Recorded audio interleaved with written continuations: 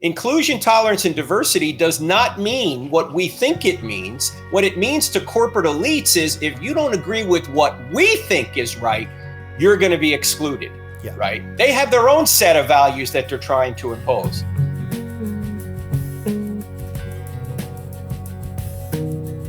In this episode, I interviewed Dr. Frank Turek, who is one of my favorite Christian apologists. He's a debater who has debated top atheists, and he's going to share with us how to be honest and forthright and fearless and personal as Christians in the time in which we live. You're not going to want to miss a minute of it. We've been friends for a lot of years, but the very first time I heard about you was a book title of a book you had written, shown to me by Dr. David Noble, with the most classic Christian apologetics title I have heard ever, which is, I Don't Have Enough Faith to Be an Atheist. I can't take credit for the title, Jeff. I can't take credit. I'll tell you how we came up with it, though. Oh, I want to hear that story. Okay, so Dr. Norman Geisler and I, who has written more books than most people have read. In fact, when Dr. Geisler died, it was discovered he had written or co-written 129 books. Wow. Right? So he died in 2019. Anyway, he and I were going around doing a program, a seminar we called I Don't Have Enough Faith to Be an Atheist. Well, no, we didn't call it I Don't Have Enough Faith to Be an Atheist. We called it 12 Points to Show Christianity's True. And we were doing this in the 90s and the early 2000s. And at one point I said, Dr. Geisler, this really needs to be a book. So he said, well, we got our outline. He had come up with most of the outline. So I just started writing, And then at one point we were doing the seminar, the 12 Points to Show Christianity's True. And after he went through the fine-tuning argument, he got done with all this evidence. And it's just overwhelming that there has to be some sort of intelligence that created the universe and fine-tuned it. And he finally said, after all this evidence, he said, look, I just don't have enough faith to be an atheist. And I went, that needs to be the title of the book. So get this, Jeff, get this. So we submit the proposal for the book and the publisher says, oh, we don't like the title. I said, you don't like the title? What? 7 points to bore people with a Christian worldview. That's why, the title they came up with was The Truth About Truth. And we said, look, now that's a deal breaker. If you don't want the title, we're going somewhere else. So they said, okay, we'll go with the title. And the title is, I think, what really gets people to buy the book. I think so, too. And I think the title tells us something about Dr. Geisler, who's one of my heroes. And it also tells me something about you and the nature of your work, because I've watched you in interviews. I've watched you do debates with famous people, like the most intimidating atheists in the world, like Christopher Hitchens and Daniel Silverman and others. And you just do it so well. There's got to be some secret to how do you debate, or how can you be so fearless, and how do you come up with things to say that are memorable? And I want to get to all of that because I think our audience, everybody who's watching this or listening to this, is wondering on a daily basis, how can I be wiser? How can I be wiser in a more clever way? Because I don't want to bore people with the truth. I want them to be fascinated by it. So anyway, we're going to get to that in a few minutes. All right, good. But before we do, I want to know a little bit about your story. You didn't always have the kind of relationship with Jesus that you now have and that you share with audiences all over the world. I wonder if you just tell us a little of your story. Sure. I grew up in New Jersey, and since I grew up in New Jersey, it was the law that you had to be Catholic. Right. I don't know if you know that or not, but I went to Catholic high school, actually. I went to St. Rose High School in Belmar, New Jersey. But through all that, I never really knew who Jesus was. Went off to college, went through Navy ROTC. I didn't know. He was just some guy hanging on a cross at the front of the sanctuary. Jesus was a great man. Jesus was someone who had great ethics, that kind of thing. But I didn't know. It's probably more my fault. But I felt like I never was taught who Jesus was and why he came and what he did. So after I went through college, I always believed in God. I knew there had to be a cause. There had to be a cause for all this, right? There had to be somebody behind this. So I always believed in God. And I was a pretty moral kid growing up, didn't get into a lot of trouble. When I got through college and went into the Navy, because I was Navy ROTC, went to navigator school in Pensacola, Florida, aviation navigator school. And I ran into the son of a Methodist minister, and he took me to, believe it or not, a Baptist service. And I thought it was so intriguing because I learned a lot in the Baptist service. Unlike the Catholic service, which was very liturgical, I knew the Mass by heart, except for the 5-minute homily you'd get, and everything else was the same. But when I went to this Baptist service, I started to learn things, and I started to ask my roommate a bunch of questions. Mark Vowell was his name.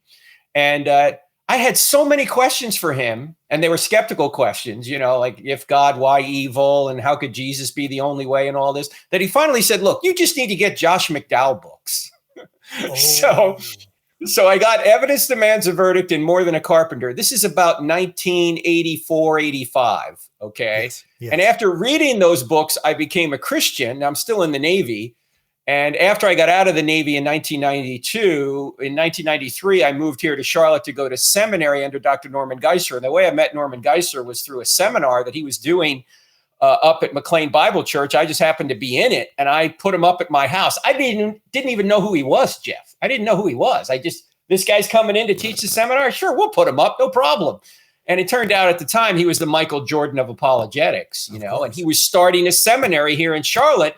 And so within 6 months of meeting him, we moved from the DC area down to Charlotte in 1993, and then we started doing seminars together, writing books together, and here we are. So you were one of his first students at that seminary then? Yes, the seminary started in 92 and I started in 93. You mentioned two names. You mentioned Norm Geisler and you mentioned Josh McDowell. And we have a show with Josh McDowell. He's one of my heroes as well. Oh, absolutely. Yeah, Josh is great. That is those are two amazing, I guess maybe you would say pioneers of what you would consider to be Christian apologetics. Like, because apologetics used to be apologizing for believing something so stupid. Then those guys, they're saying, wait, we have nothing to apologize for. This is brilliant. This is defensible. And they changed the course of the discourse around Christianity, which has had enormous effects.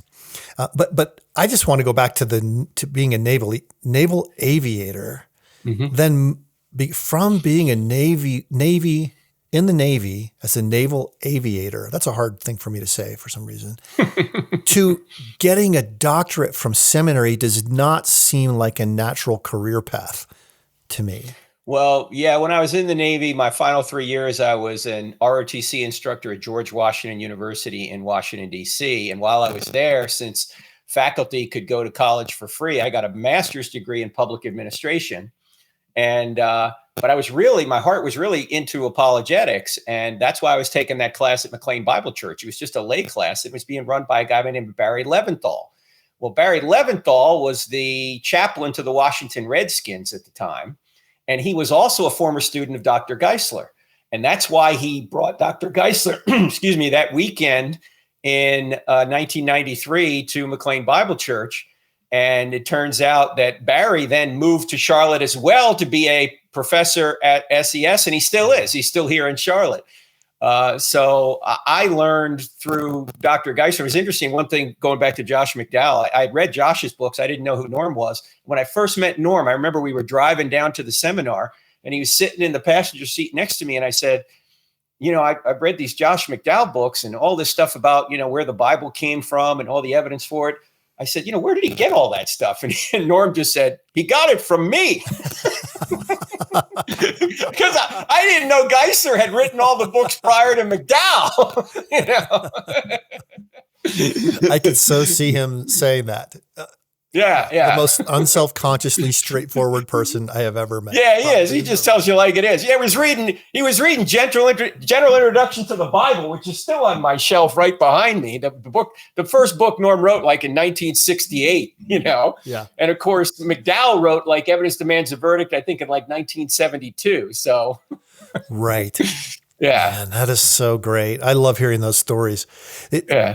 Now from there, from seminary, then you would speak on apologetics and so forth, but there's kind of an interlude here because you were a corporate trainer. People Right. would, Yeah. your job was, and you were very successful at this, to train people in corporations in leadership skills and so forth. But something went terribly wrong in that in 2011. Like, you've paid a price for teaching the things that you teach. Yeah. Can What you share a happened little of that was, with our audience? sure. What happened was when we moved to seminary here in 1993 to Charlotte, North Carolina, I didn't have a job, right? And I had a wife and 3 sons, 5 and under. So in order to feed the family, I started doing corporate training, leadership training, sales training, team building, that kind of stuff.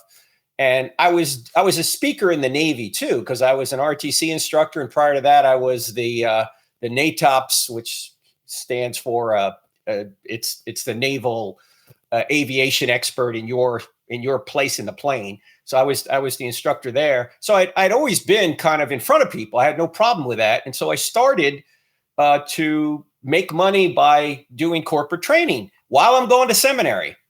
And I got my first degree in 99, my second degree in 2005. And I'm doing corporate training the whole way through. And I'm also doing writing books with Dr. Geisler. And I'm also doing seminars with Dr. Geisler and some on my own. And we started cross-examined our ministry now in about 2007. And I'm still doing corporate training. So I'm kind of doing both at the same time. And it turns out I'm doing corporate training for Cisco, which is a major kind of internet equipment firm, for many years. And by 2011, I had written a book in 2008 called "Correct, Not Politically Correct: How Same-Sex Marriage Hurts Everyone." And I'm doing leadership training at Cisco, and someone in one of my leadership classes Googles me, found out I wrote this book, which of course was not the topic of anything I was talking about at Cisco. And you immediately bring up your faith in those. No. You were saying, okay, if you want to follow my process, you have to believe in God or anything. No, none of that. But at that day, the guy who was in the class who self-identified as a homosexual called the HR director and said, "Oh, Frank can't work here at Cisco because he doesn't agree with same-sex marriage." And yet this guy in the class loved the leadership class I was teaching, but he still said, "No, Frank can't teach here." So I was fired that day immediately. What I did was, the guy who hired me as a friend of mine just came and told me, I said, "I'm sorry, I gotta let you go because of this." And I said, "Okay, well, what am I going to do?" I wrote a letter, however, a month or so later to the head of Cisco. His name was John Chambers, the CEO. And in 2008, John Chambers was the head of the McCain for President campaign in California. And so I wrote Chambers and I said, "Hi, my name's Frank Turek. I've been working for your company for many years as a consultant. I'm a veteran of the United States Navy. I appreciate your support for Senator McCain in the last election. I was fired because I hold this view on same-sex marriage from Cisco, even though I never brought it up. Are you aware that Senator McCain holds the same position on same-sex marriage that I hold?" Wow. Right. And I then said, "Are you qualified to be working at Cisco?" And I FedExed that letter to Chambers. The next day, I get a phone call from an attorney. And the attorney says, "What do you want?" And I said, "Well, I don't want anything other than the fact I want you to call the dogs off Christians for if they hold a different political viewpoint than you hold there at Cisco. I mean, that's yes. Wrong for you to just fire them." Now, keep in mind, I was not an employee. I couldn't bring a lawsuit. I was a vendor, so they can let vendors go for any contractor. reason. Yeah. I mean, you can be let go at any time for any reason. That's right. And so the guy, the lady on the phone, the attorney said, "Well, I could put you in touch with the head of inclusion and diversity here at Cisco. Her name is Marilyn Nagel." I said, "Great, love to talk to her." We set up a call. Guess where I was when we took the call? I was at Summit, Jeff. Right. And I was sitting in the room with our mutual friend, Mike Adams. Yeah. And we were in his apartment there. And I said, "Mike, let's talk to Marilyn Nagel, see what she has to say." And Marilyn Nagel could not explain to me why I was being excluded in the name of inclusion, tolerance, and diversity for holding a diverse view, right? she just kept throwing platitudes at me, and she couldn't explain because there's no explaining it, right? No, there's no explanation. What does she say? I mean, how? Because she's not trying to rationalize this. She's just trying to keep you at bay. Right. Yeah. And well, there is no rationality behind it, because inclusion, tolerance, and diversity does not mean what we think it means. What it means to corporate elites is, if you don't agree with what we think is right, you're going to be excluded. Yeah. Right. They have their own set of values that they're trying to impose. So I wrote this column because after we got nowhere with this lady, I said to Mike, Mike, we got to go public with this. We just can't let this lie. I know it's going to prevent me from ever working in corporate America again, but I'll just do apologetics full time. And so Mike wrote the first column called The Cisco Kid in June of 2011. The next month, I wrote a column called Sex at Work. By the way, do not Google that. Do not Google sex at work. Okay. Go to our website, crossexamine.org, and type in sex at work in the search bar, and you'll see the article. And my main question, Jeff, was this. Why are corporate elites talking about sex at work? Well, I mean, why are they so obsessed with sex? Are we supposed to have sex at work? Why is it even an issue? And I said, look, I work with everybody, regardless of their sexual orientation or what they believe about these issues. I work with everybody, and I treat them all with respect. All I expect in return is the same kind of treatment. Let's treat everybody with respect and let them believe what they want to believe and do what they want to do in their off hours. That's fine. Let's just live and let live in this regard. But no, the left won't do that. The left will not live and let live. Now, get this, Jeff. This occurred in 2011. It's now 10 years later. I was canceled 10 years ago. And now it's happening everywhere. Cancel kid. Yeah. Right? And now the kinds of things you're describing happen all of the time. Yes. And still over the issue of sexuality. Yes. In the name of inclusion, tolerance, and diversity. Right. Yeah. Man, we could do an entire show on just that. And we've had guests on this show who are really good on on sexuality and trying to understand all of this from a biblical perspective and a personal sexual ethical perspective. Right. But I want to drill down on something that I think is really important. As you had the communication skill, you had honed that over the course of many years in the Navy. This was your job. You were a corporate trainer. You were good at it. You were doing workshops and so forth on the weekends. So all of this time you were improving your communication skills. But at some point, you actually became a leader in the very field that had fascinated you. You actually got on stage with people like Christopher Hitchens, who was one of the most acerbic, attention-getting, virulent, at least in public, anti-Christian debaters ever. Nobody came close to this guy. Charles Darwin did not come close to this guy. Bertrand Russell never came close to this guy. And you got on stage with him. What on earth possessed you to do that? And how did you get ready for it? Because I think there's a lesson for those of us who are just living everyday lives. We don't want to ruffle a lot of feathers. We have friends, we want to kind of live at peace with others. And we think that's probably a good thing. And we're in a free country and, shouldn't we aspire to that?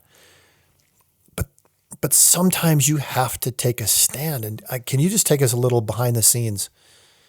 Yeah. Well, what happened with Christopher was I got a email from somebody at Virginia Commonwealth University because he was a Christian and they were tasked with getting somebody to debate Christopher Hitchens because the Secular Alliance had gotten Christopher Hitchens. And at the time, Christopher had written the book, God is Not Great, How Religion Poisons Everyone. And for some reason, this guy knew who I was, the Christian, and he contacted me and they said, we'd like you to debate Christopher Hitchens. I said, okay, fine. That's my first debate, actually, against this guy. First debate against anybody. Well, I got to back up. Yeah, I got to back up because people say, well, how did you know how to debate? Well, I had been married for like 25 years at that point, Jeff. So there's plenty of debating going on. 22 years. I've been married 35 now. So as you know, you can debate when you're married. You're married that long. Although I rarely win at home. In any event, so I said, sure. So it was a few months out. I said, okay, I'll just start reading his books and watching what he does, and just see if I can, put out an argument. Because look, the debate, as you know, in a debate, things are very scripted. You got a 20-minute opening statement, then you get like a 10-minute rebuttal, then you might have some Q&A time and that kind of thing. So I knew I had 20 minutes to make the case, right? And from what I had seen about Hitchens was he wasn't really all that coherent in his argumentation. He was a great rhetoric. He was great at rhetoric, but he wasn't really good at argumentation. I mean, he could read technical manuals and keep people memorized, right? Because that's just how cool he was with his baritone and his British accent, which made him sound more brilliant than he was. But in terms of logic, man, he did not have arguments, right? He had complaints. And I noticed that most atheists, Jeff, don't have arguments. They just have complaints about the way they think God is running the universe, right? Wow. There's too much evil in the world. God isn't doing it the way I would do it. He kills people in the Old Testament. What's wrong with him? By the way, I'm pro-abortion. Right. And so and so they're very inconsistent. On one hand, they want to say that God is bad and evil, yet they have no standard by which to judge what good or evil is. And secondly, they're personally do evil things themselves, like they're for abortion. So it's not hard to find the inconsistencies in what an atheist is trying to do. I mean, Hitchens' entire book, when he says how religion poisons everything.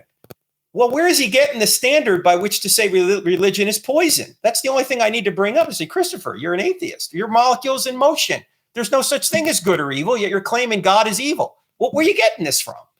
And so I just think turning it around is the tactic I typically use. It wasn't all that difficult. Now, Christopher is always going to make rhetorical points. I mean, he made fun rhetorical points in our debate. But I think if any honest person looks at any debate with Hitchens, if you watch the debate, you'll go, hey, I like Hitchens. He's kind of cool. If you read the debate, Jeff, you're going, what is this guy talking about? He has no arguments. Yeah. Right. If you pull it back from that, that British parliamentarian, free for all argument thing after lunch, and you actually look at the points being made, you realize that he's, just like you said, just complaining. Mm-hmm. Mm-hmm. He's it's complaining. So powerful, Frank. I mean, one of the things we teach at Summit Ministries to our students in our 2-week programs is that you have to compare different worldviews to one another.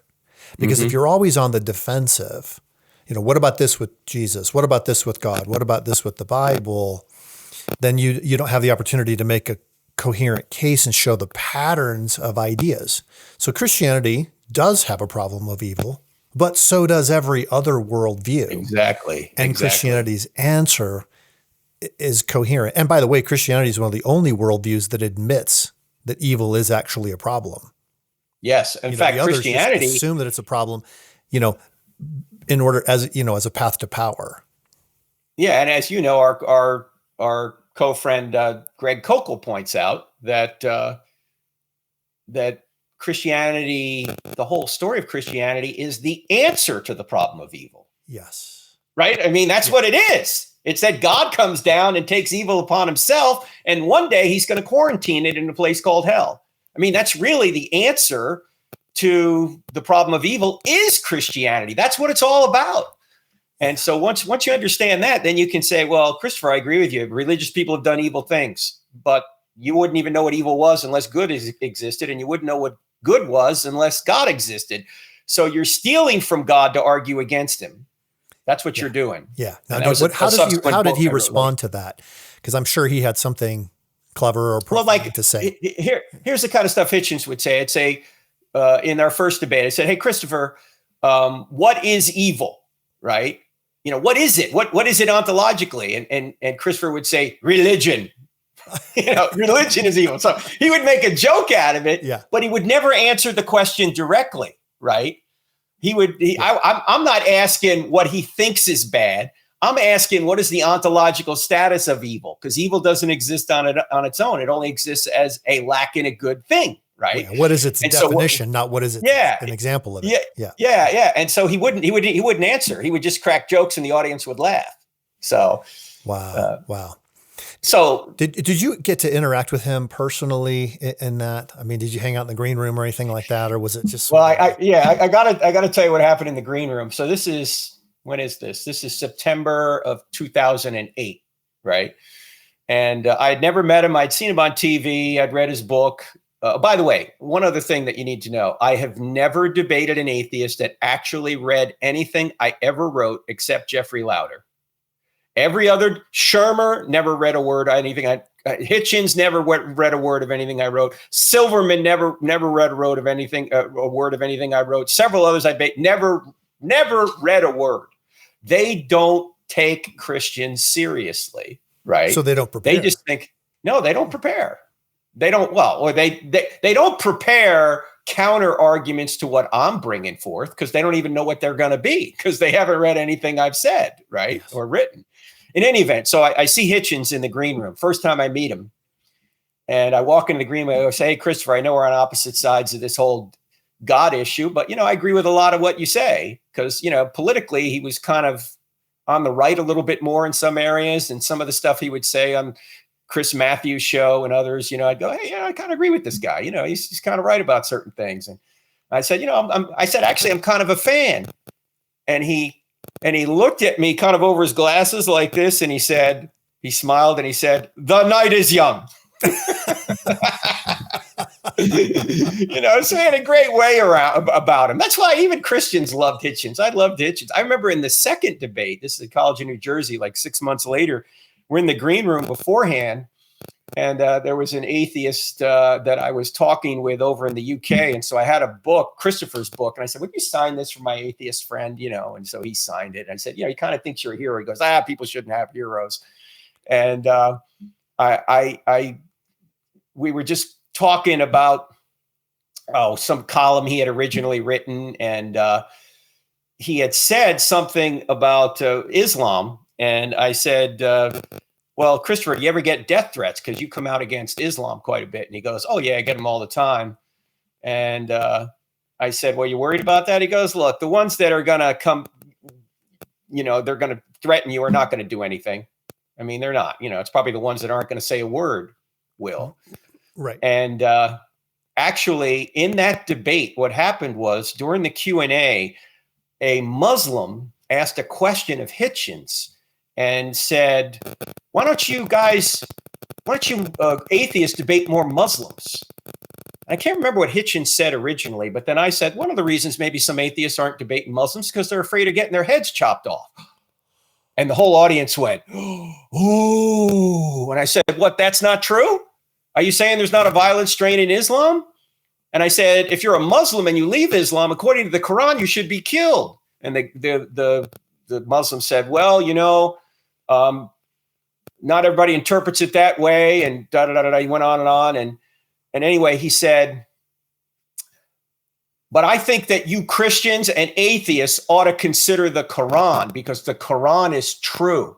And then Hitchens jumped in and he said, if you want to know what I think about the Quran, you can read my book because I have a whole chapter on the Quran in my book. And once you read my book, you'll see the Quran for the garbage that it is. Wow. And the whole audience went, what? And so when we edited the debate, we just took that whole question out because we didn't want to get Hitchens killed, Yeah. But Hitchens had to his credit, Hitchens had no problem talking about the evils of the Quran and Islam. The problem is he tended to conflate Christianity and Islam and basically said they're all evil. And so did Dawkins. Although Dawkins now, as recent years has come around and said, he's more afraid of Islam than Christianity. In fact, I think Dawkins is probably concerned that secularism cannot oppose Islam, only Christianity can. Wow, that's so interesting. Boy, how these things turn just within a decade, right? That's incredible. Oh yeah, yeah. Hey, I want to, as I love hearing these stories, and I'm wanting people who are watching and listening right now to be able to get a little bit of an answer to the question: how can I be like that? I want to be not afraid. I want to be willing to jump in and engage. when I'm meeting with a coworker, or I've got somebody over at my house who I know there's a friction there because we don't have these same core beliefs. How do you recommend that people dive in? First of all, they need to read at least need to read your book, I Don't Have Enough Faith to Be an Atheist. But, life being what it is, that might take a while. And you can't go run back in the bedroom and grab it and pull it out and refer to it when you're in the middle of a conversation. So, how do you recommend people prepare so that they just feel confident and natural? Yeah, I think there are no shortcuts. Everyone wants an easy button, right? Everybody wants to learn everything in a soundbite, and then they can become an apologist. You bring kids through Summit every summer, 2,000 or so kids, right? It doesn't happen overnight. You have 2 weeks with them, and that's still not enough, right? But what you're doing is you're infusing them with some principles, and also you're giving them a track to run on, because you're saying, here's the stuff you need to read. Here are the things you need to do in order to be effective long-term. None of this happens immediately. My advice to people, and this was Dr. Geisler's advice too. Dr. Geisler used to say, get your education first, then do your ministry. Okay. I remember Sean McDowell saying that when he went to a leadership program once. I said, Sean, what was the biggest takeaway you took from this leadership program? He said, the guy who was leading it said, the number one thing you want to do is you want to shun the spotlight as long as you can. Oh, okay. You might think, what? It's in our culture, it's the opposite. Give me the spotlight now. Right. No, this guy's saying, first of all, in today's culture, everything's recorded. Everything that you say and do is going to be seen somewhere. Don't torpedo yourself or the truth of Christianity by being unprepared and saying something that turns out to be wrong. Get ready first, then go do your ministry. So it's not a short-term deal. It's a long-term process. It takes years. But once you have years under your belt, it's like anything else. As we record this right now, in a couple of days, the Super Bowl is going to occur. All those guys in the Super Bowl didn't just show up for practice yesterday for the first time, right? They went through a lifelong process of getting ready to play in this game. It's not a short-term deal. It's a long-term deal, but it's a long-term deal worth doing. And it's something that I think will pay big dividends, not only for you personally, but for the kingdom. That's why Summit is so important. That's why the books that you and I wrote and many of our other friends write are so important. You got to read. If you want to be a leader, you got to be a reader, and you got to get an education. That's one of our main mottos at Summit, for sure. Mm-hmm. One of the things that we talk a lot about at Summit Ministries with the students is how to engage in dialogue. And a lot of dialogue begins with questions, not statements. Yep. And I think if people could grab that, they would feel a lot less fearful, because anybody can be curious.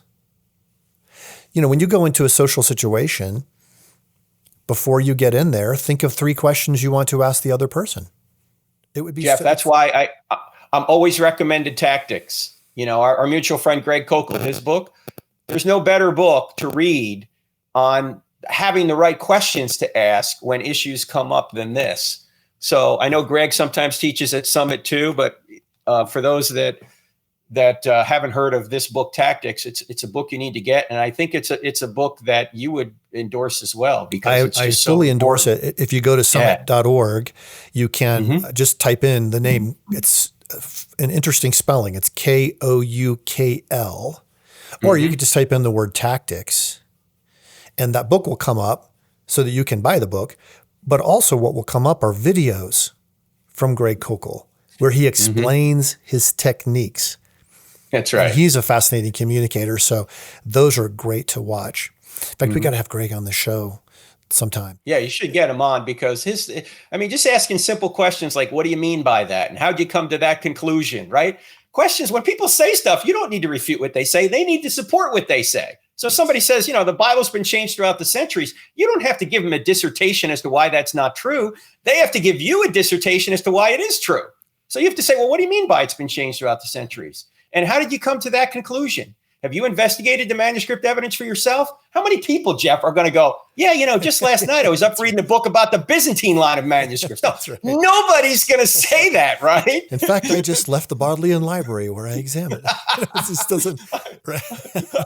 I was investigating the Chester Beatty papyri just last night. No, these people have heard slogans, Jeff, and they're just repeating the slogans. Yeah. And they can't give you evidence for the slogan. So if you just ask them for the evidence, they're not going to be able to do it. So before somebody's going to accept your viewpoint, they have to start to doubt their viewpoint first. That's why you have to ask these questions. Yeah. Frank, one of my favorite questions is one I think I learned from you, is that if you do have somebody who's just poking, making little snide remarks and things like that. One of the things that you share is at some point in the conversation, you can say, look, if I could prove to you beyond a shadow of a doubt, 100%, I'm not saying that I can, but if I could theoretically or hypothetically prove to you that Christianity is true, would you become a Christian? Oh yeah. You should see how many times I get no to that. I just say, if Christianity were true, would you become a Christian? And they go, no. Well, then it's not a head problem. It's a heart problem. They don't want it to be true, right? That's right. They're not on a truth quest. They're on a happiness quest. And they just want to believe whatever they think is going to make them happy. And in their mind, God is going to make them unhappy because he's going to put restrictions on what they want to do. Wow. And so always ask the question, if Christianity were true, would you become a Christian? I don't even like to use the word prove because I don't want it to be that strong. I just want to see that if it were true, would you become a Christian? And their answer is going to reveal everything, because most of the time they're going to hesitate or say no.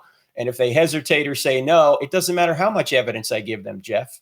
They're not interested. I mean, they're looking for God as much as a criminal's looking for a cop.